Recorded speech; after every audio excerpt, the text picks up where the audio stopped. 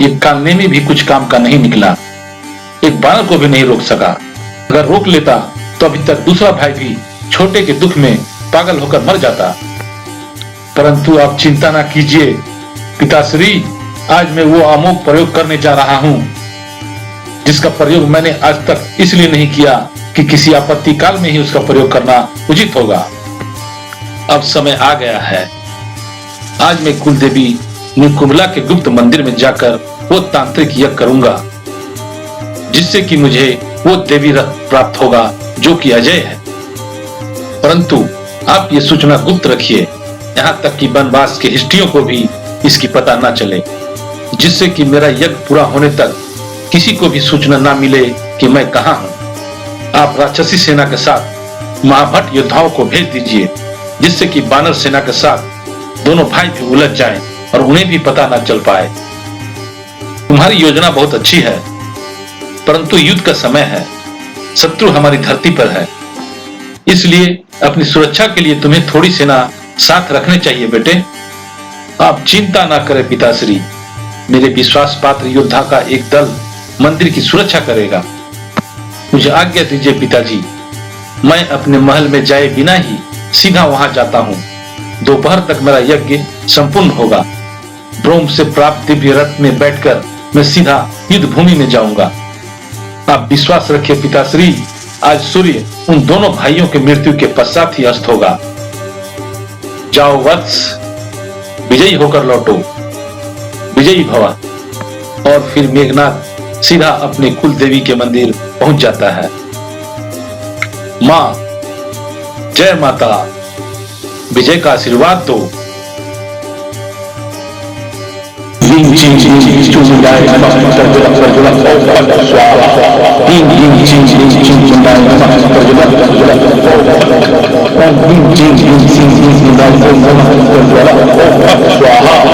दूसरी तरफ भगवान श्री राम अपनी मातृभूमि की मिट्टी की पूजा कर रहे थे। भैया, आप पर इतनी बड़ी आपत्ति आई और आपने मुझे इसका आभास तक नहीं होने दिया। संकट की इस घड़ी में मुझे पूर्ण सेना सहित आपकी सहायता के लिए आने की आज्ञा दें। मुझे आज्ञा दीजिए। नहीं नहीं भैया, क्या बात है? किसे नहीं कह रहे थे? उसी पगले को। पगला? कौन पगला? वही भरत। भरत भैया, वही तेरे भरत भैया। पूजा में बैठे ऐसा लगा जैसे भरत इसमें विक्षिप्त है। मैं उसके हृदय की वेदना जैसे अनुभव कर रहा हूं। अवश्य विक्षिप्त होंगे, हनुमान ने उन्हें सब कुछ बताया होगा। ऐसे में किसी का हृदय कैसे स्थिर रह सकता है? मैं उनके स्थान पर होता तो अयोध्या की सारी सेना लेकर चल दिया होता। नहीं नहीं भैया, ये भी तो हो सकता है भरत भैया सचमुच सेना लेकर चल दिए हों। नहीं, भरत ऐसा नहीं करेगा। क्यों? क्योंकि वो मर्यादा समझता है। वो मेरी आज्ञा के बिना अयोध्या छोड़कर कभी नहीं आएगा। परंतु जब आप ही संकट में हो, आपकी सहायता के लिए भी आज्ञा लेनी पड़ेगी। कौन है वहां आपके बाद आज्ञा देने वाला? गुरुदेव। गुरुदेव की आज्ञा लेनी होगी और वे अवश्य उससे कहेंगे कि राम वनवास की अवधि तक अयोध्या की किसी संपत्ति का कोई प्रयोग नहीं करेगा। गुरुदेव धर्म और मर्यादा को समझते हैं और वो ये भी जानते हैं कि मेरे लक्ष्मण के रहते मुझे किसी सेना की आवश्यकता नहीं। लक्ष्मण अकेला ही कई सेनाओं पर भारी है। भैया, आप मर्यादा की सीमा है, परंतु कुछ भी कहिए, अगर मैं होता तो मैं सेना लेकर चल दिया होता। परंतु भरत मेरी आज्ञा के बिना अयोध्या को आरक्षित छोड़कर एक पग भी नहीं उठाएगा। भरत जैसा महापुरुष धरती पर बिरला ही पैदा होता है। उसे हृदय से नमस्कार करो। हे अयोध्या की पवित्र माटी, मैं अपने छोटे भाइयों को तेरी गोद में छोड़कर आया हूं। उनकी रक्षा करना, उनकी चिंता दूर करना। प्रभु, प्रभु, एक महत्वपूर्ण समाचार है। क्या समाचार है? प्रभु, मेरे गुप्तचर समाचार लाए हैं कि इंद्रजीत आधी रात से देवी निकुम्ला के मंदिर में एक तांत्रिक यज्ञ कर रहा है। तो क्या हुआ, वह यज्ञ उसे मेरे हाथों से बचा लेगा? आप नहीं जानते लक्ष्मण भैया, यदि यह यज्ञ पूर्ण हो गया तो उसकी ज्वाला से एक दिव्य रथ प्रकट होगा, और जब तक इंद्रजीत उस रथ पर बैठा रहेगा तब तक इंद्र आदि सभी देवता मिलकर भी उसे प्राप्त नहीं कर सकते। यह स्वयं ब्रह्मा जी का उसे वरदान है। ब्रह्मा जी का वरदान? हाँ, एक बार इंद्र ने रावण को बंदी बना लिया था और अपने साथ ले जा रहे थे। तब इंद्रजीत ने अपने अंतर्ध्यान होने के अपने मायावी विद्या का प्रयोग करके अदृश्य रूप में इंद्र के रथ पर जाकर न केवल अपने पिता के बंधन खोल दिए, अपितु इंद्र को बंदी बनाकर अपने साथ लंका ले आया। तब स्वर्ग में सारी व्यवस्था बिगड़ जाने के कारण स्वयं ब्रह्मा जी लंका में प्रकट हुए और मेघनाथ को इंद्रजीत के नाम से अलंकित कर दिया। हे वीर मेघनाथ, हम तुम्हारी प्रचंड पराक्रम की प्रशंसा करते हैं। आज से तुम तीनों लोकों में इंद्रजीत के नाम से विख्यात होगे।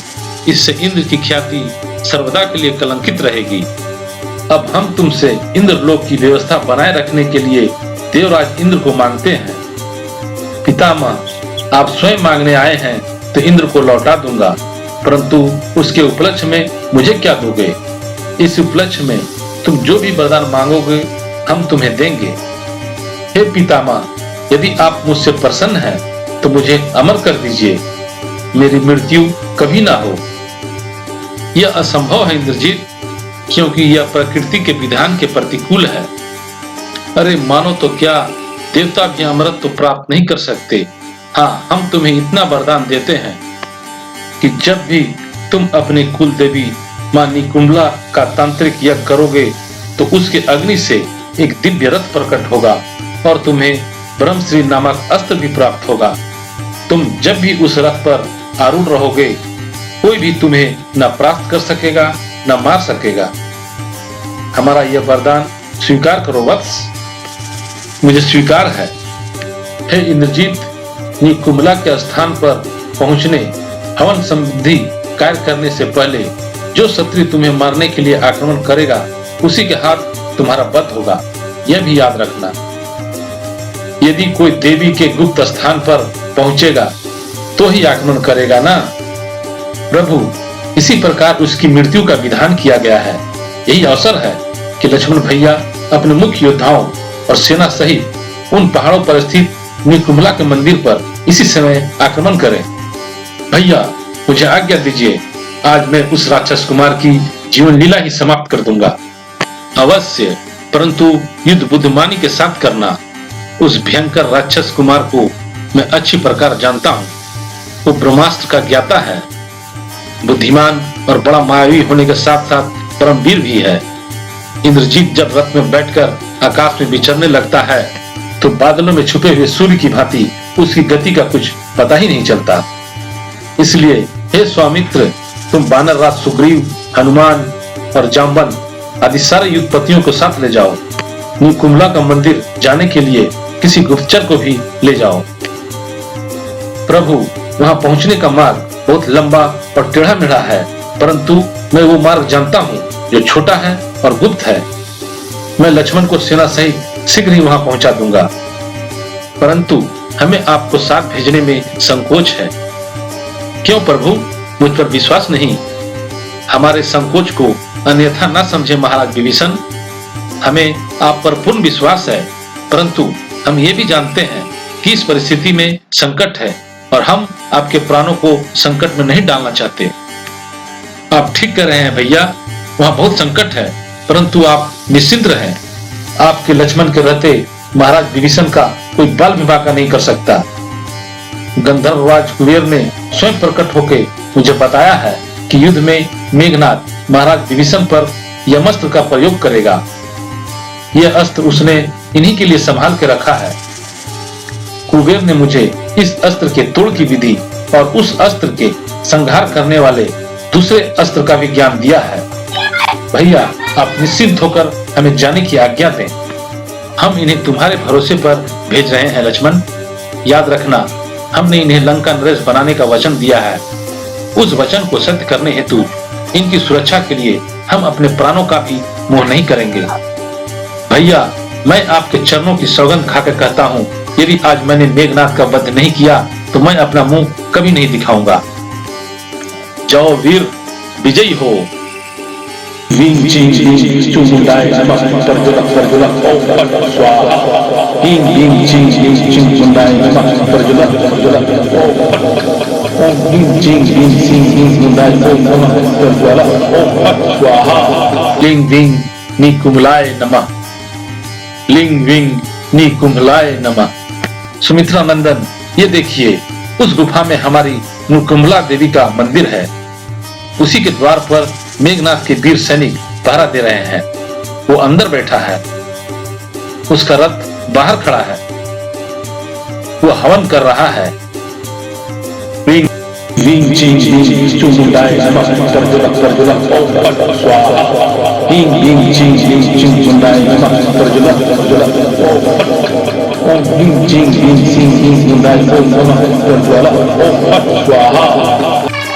अपने सैनिकों से कहो कि वे उन प्रहरियों पर टूट पड़े और शत्रु सेना का मोर्चा तोड़कर अंदर जाने का मार्ग बना ले। महाराज सुग्रीव, वो मार्ग खुलते ही आप अपने प्रमुख योद्धाओं के साथ अंदर चले जाएं और जिस प्रकार हो सके उसके यज्ञ का विध्वंस करके उसे अपनी तांत्रिक पूजा अधूरा छोड़ने पर विवश कर दें।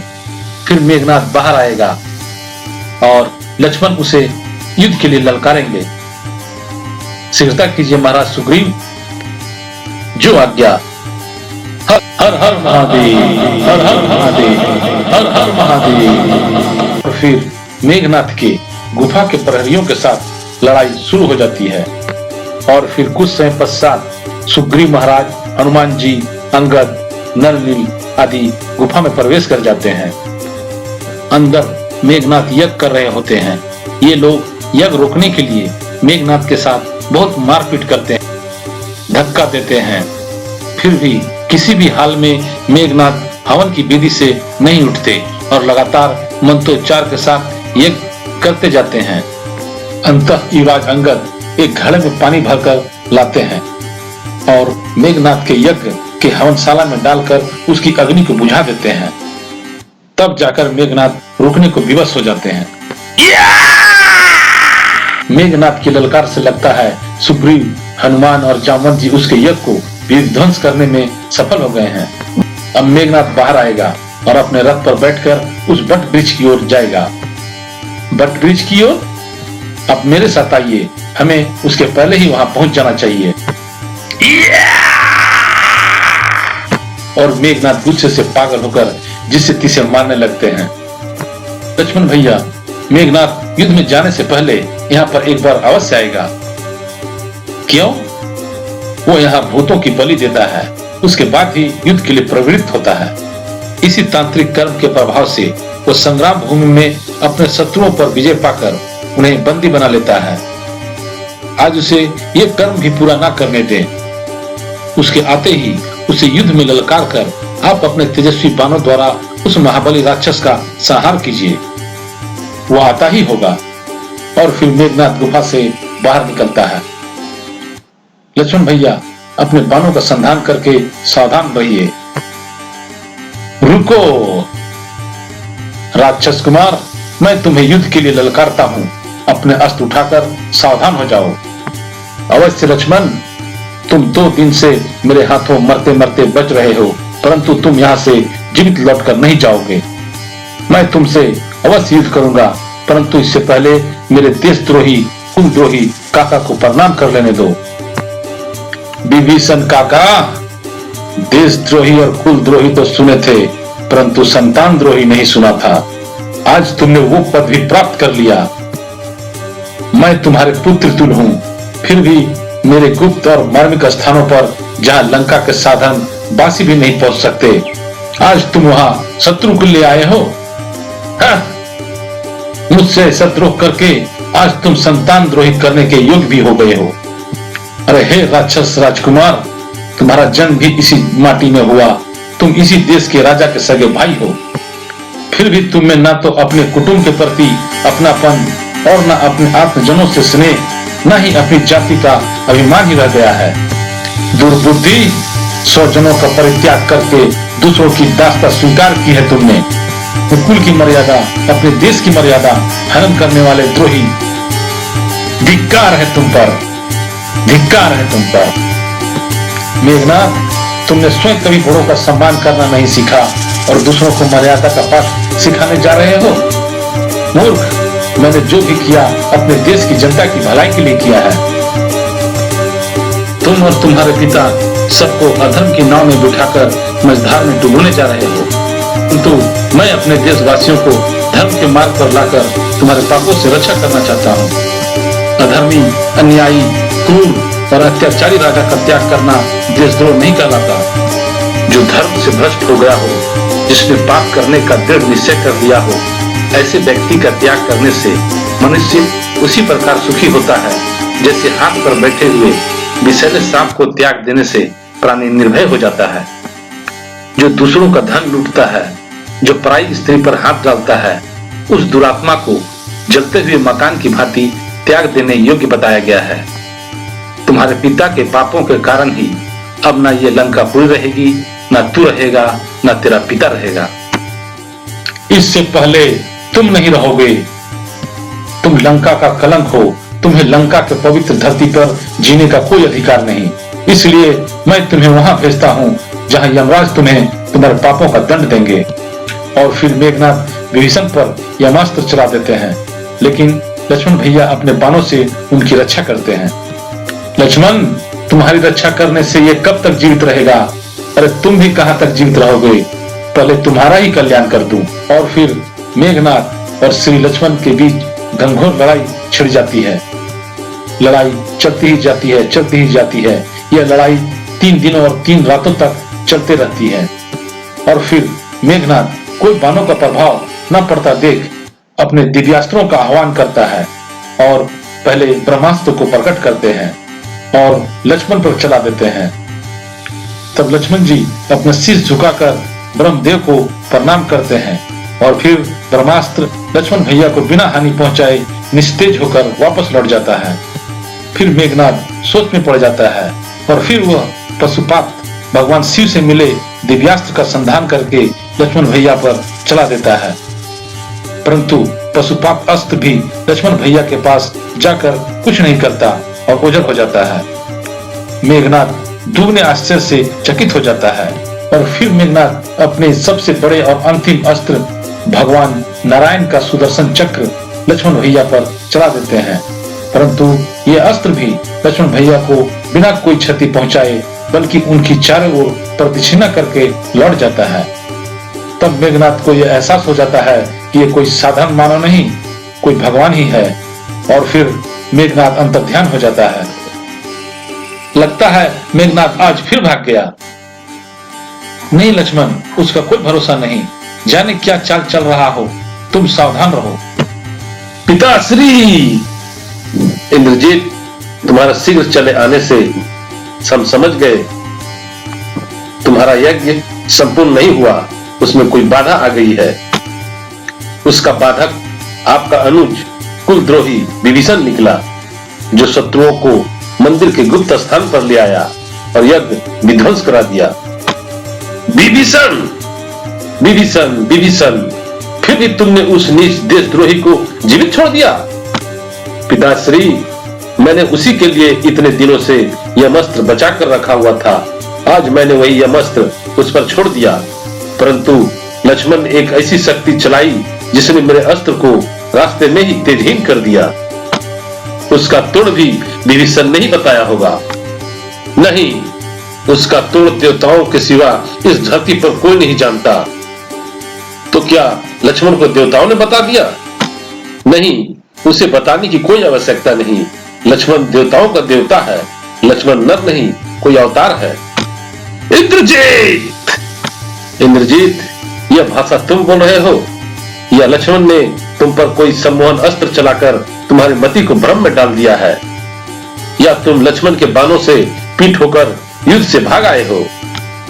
पिताश्री, क्षमा करें महाराज, परंतु मुझे कोई कायर कहे इस बात को मैं सह नहीं सका।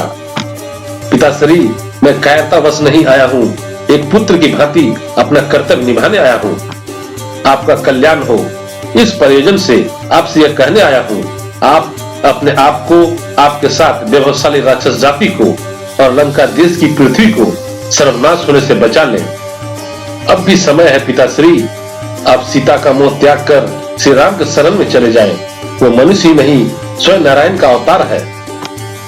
तुम्हारी मति मारी गई है इंद्रजीत, जो इस प्रकार स्त्रियों की भांति अनर्गल प्रलाप करने लगे। यह वीरों की भाषा नहीं। तुमसे किसने कह दिया वो बनवासी छोकरे भगवान का अवतार है? मेरे अनुभव ने आज मैंने उन तीनों अस्त्रों का प्रयोग किया जो अमोघ है, जिनकी शक्ति से बढ़कर तीनों लोकों में कोई अस्त्र नहीं, जिनका ना कोई तोड़ है। पहले मैंने ब्रह्मास्त्र चलाया, परंतु वे लक्ष्मण का वध करने से इनकार करके तेजहीन होकर लौट आया, क्योंकि कल एक समय जब लक्ष्मण मुझ पर ब्रह्मास्त्र चलाना चाहता था तो राम ने उसे नीति विरुद्ध कहकर रोक दिया। आज ब्रह्मास्त्र ने मुझसे भी यही कहा था, इस समय इसका प्रयोग नीति विरुद्ध है। इसके चलने से देवलोक, पाताल और पृथ्वी तीनों लोकों में विनाश की ज्वाला भड़क उठेगी। परंतु ये सब अधर्म और अन्याय को विजय दिलवाने के लिए नहीं हो सकती। इसलिए ब्रह्मास्त्र तेजहीन होकर लौट आया। फिर मैंने भगवान शिव का त्रिलय तथारी पशुपाश अस्त्र चलाया, परंतु वो लक्ष्मण को प्रणाम करके लुप्त हो गया। फिर मैंने भगवान नारायण का अमोघ चक्र, जो त्रिलोक की अंतिम शक्ति है, उसे चलाया, परंतु नारायण का चक्र लक्ष्मण की प्रतिच्छिन्ना करके लौट आया। ये अंतिम प्रमाण थे, जिसे देखकर मुझे विश्वास हो गया ये नर नहीं, स्वयं नारायण का अवतार है। और तुम अपने पिता को ये प्रवचन देने आ गए। हे पिता, तुमने जो तीनों लोकों में अपने विजय का डंका बजाकर अपनी विजय का अखंड यश प्राप्त किया है, आज उस यश को धूल में मिलाकर दो बनवासी भिखारियों के चरणों में बैठ जाओ। इंद्रजीत, याद रखो, जो स्वयं अपने हाथों अपने कीर्ति को धूल में मिला देता है, देवता भी उसका सम्मान नहीं करते।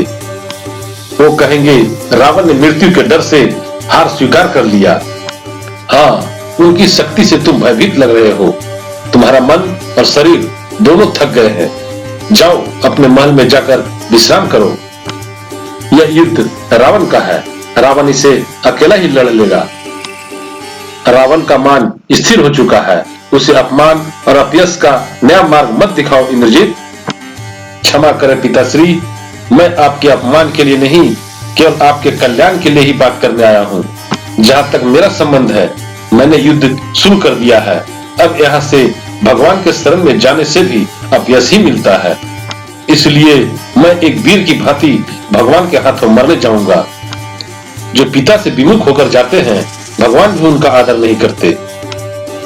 इस समय मेरा स्थान राजमहल में नहीं, केवल युद्ध भूमि में है। यदि राम मुझे तीनों लोगों का राज्य भी मुझे प्रदान कर दे, तो भी मैं युद्ध भूमि से भागे हुए कायर की संज्ञा लेकर जीवित नहीं रहना चाहता, क्योंकि मेरी आत्मा ही मेरा सम्मान नहीं करेगी तो दूसरे क्या करेंगे। मुझे आशीर्वाद दीजिए। यदि मेरी मृत्यु भी लिखी हो तो मैं एक वीर की भांति आन के साथ इस प्रकार मरूं कि राम भी मेरी वीरता के प्रशंसा में नतमस्तक हो जाएं। यदि वो नारायण भी हैं तो वो भी मेरी विजय का रूप होगा। तुम्हारी जय हो इंद्रजीत। पुत्र, यदि तुमने उन्हें पहचान ही लिया है कि वे स्वयं भगवान हैं, तो तुम अकेले ही उनके शरण में चले जाओ। मुक्ति के पथ पर प्राणी अकेला ही जाता है। यह अवसर तो किसी बिरले को ही मिलता है। वत्स, तुम धर्म का मार्ग अपनाओ। माता, जो पुत्र अपने पिता से विमुख होकर पिता को शत्रुओं में अकेला छोड़कर मुक्त होने जाता है, उसका देवता तो क्या, भगवान भी आदर नहीं करेंगे। धर्म का मार्ग बता रही हो माता, तो पुत्र के लिए केवल एक ही धर्म का मार्ग है, अपने पिता के चरणों में सुख, संपत्ति, वैभव, यहाँ तक कि अपनी मुक्ति का भी बलिदान दे देना। स्वयं राम ने भी यही आदर्श सिखाया है। माता, मुझसे कोई भूल हो गई हो तो क्षमा कर देना। स्वामी, कर्तव्य पथ पर जा रहे हो, मैं रोकूंगी नहीं, परंतु जाते जाते केवल एक बार मेरी ओर देख लेते तो कोई क्षति तो ना होगी। नहीं सुलोचना, मैं डरता था कहीं तुम्हारा अश्रु देखकर मेरे हृदय में निर्बलता ना आ जाए। देख लीजिए, इन आंखों में कोई अश्रु नहीं। पत्नी का धर्म होता है पति के कर्तव्य पूर्ति में उसका साथ देना, उसके उत्साह को बढ़ाना, न कि अपने मुंह से निर्बल करना। पति पत्नी का संबंध तो जीवन मरण का होता है, फिर रोना किस लिए? जाइए स्वामी, अपना धर्म का पालन कीजिए, उसमें ही आपकी विजय है। मुझे सदा अपने साथ ही समझिए। सुलोचना, तुम धन्य हो, तुम्हारी गणना संसार में श्रेष्ठ स्त्रियों में होगी। लक्ष्मण, आज का युद्ध तेरा मेरा अंतिम युद्ध होगा। आज या तू नहीं रहेगा या मैं नहीं, परंतु इतिहास इंद्रजीत को याद रखेगा कि यदि युद्ध में भगवान भी सामने आ गए तो भी इंद्रजीत ने कभी पीठ नहीं दिखाई। वैसा ही आक्रमण किया जैसा शत्रु पर करना चाहिए। इसके बाद मेघनाथ और लक्ष्मण जी में 3 दिन और 3 रात की लंबी घनघोर लड़ाई चलती है। यदि मैं श्री राम का अनन्य सेवक हूँ तो तुम्हें श्री राम की आन है कि अब मेघनाथ का मस्तक काट के ही वापस आना। लक्ष्मण, यदि तुम्हें श्री राम की आन है तो इंद्रजीत को अपने देश की आन है। इंद्रजीत के जीते जी इस देश पर शत्रु की विजय पताका कभी नहीं फहरा सकती, कभी नहीं, कभी नहीं, कभी नहीं, कभी नहीं। इस प्रकार मेघनाथ के बहुत वीर होने पर भी पाप का साथ देने के चलते उनका अंत हो जाता है।